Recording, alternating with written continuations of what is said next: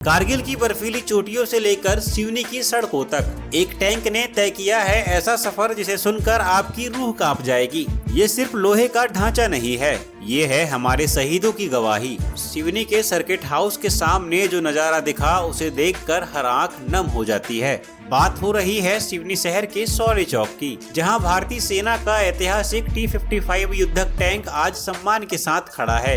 ये कोई साधारण टैंक नहीं है, ये वही टैंक है जिसने कारगिल युद्ध में अपने विशेष योगदान से पूरे देश का सीना गर्व से चौड़ा किया था। आज ये टैंक सिवनी की पहचान बन चुका है। इसके ठीक सामने मातृशक्ति संगठन ने एक शौर्य कलश स्थापित किया है, जिसमें रखी गई है शहीद सैनिकों के आंगन की पवित्र मिट्टी। जरा सोचिए, वो मिट्टी जिस पर कभी हमारे वीर जवान खेले बड़े हुए और फिर देश के लिए कुर्बान हो गए। अब बात करते हैं इस टैंक के इतिहास की। T-55 टैंक भारतीय सेना के सबसे भरोसेमंद युद्धक टैंकों में गिना जाता रहा है। सोवियत संघ में बना ये टैंक 1966 के आसपास भारतीय सेना की बख्तरबंद रेजिमेंटों का हिस्सा बना और फिर आया साल 1971, भारत पाकिस्तान युद्ध का वो दौर जब T-55 टैंक ने कई मोर्चों पर दुश्मन के दांत खट्टे कर दिए। 1965 से लेकर 1971 और फिर कारगिल तक इस टैंक ने हर बड़े सैन्य अभियान में अपनी ताकत साबित की है। वर्षों की सेवा के बाद जब सेना ने इसे रिटायर किया तो इसे स्मारक के रूप में देश के अलग अलग शहरों में स्थापित किया गया और साल 2025 में ये गौरवशाली टैंक सिवनी लाया गया और शौर्य चौक की शान बन गया। अब सोचिए, ये टैंक सिर्फ एक स्मारक नहीं रहा,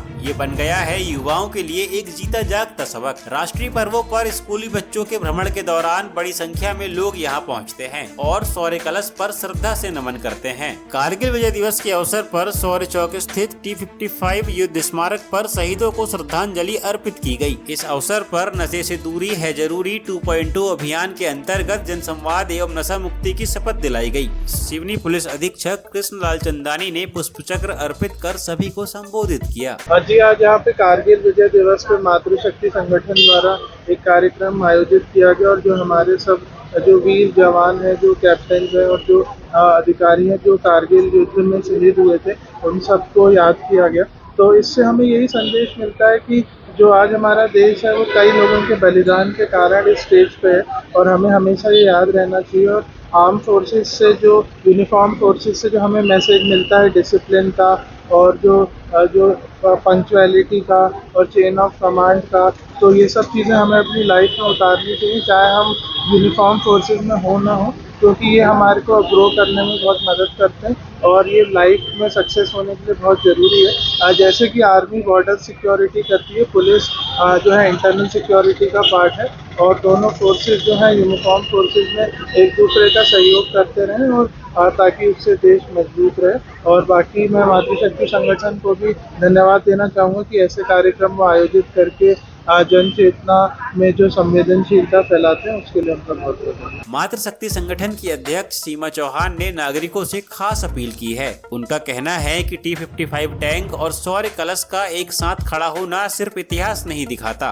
ये दिखाता है देश की सैन्य ताकत, मातृशक्ति की भूमिका और हमारी सांस्कृतिक विरासत को भी। विजय दिवस की 27वीं वर्षगांठ पर सभी देशवासियों को और हमारी सेनाओं को बधाइयाँ और शुभकामनाएं दूंगी। साथ ही उन रणबांकुरों को शत शत नमन करती हूँ जिन्होंने इस विजय को दिलवाने में अपने प्राणोत्सर्ग किए थे।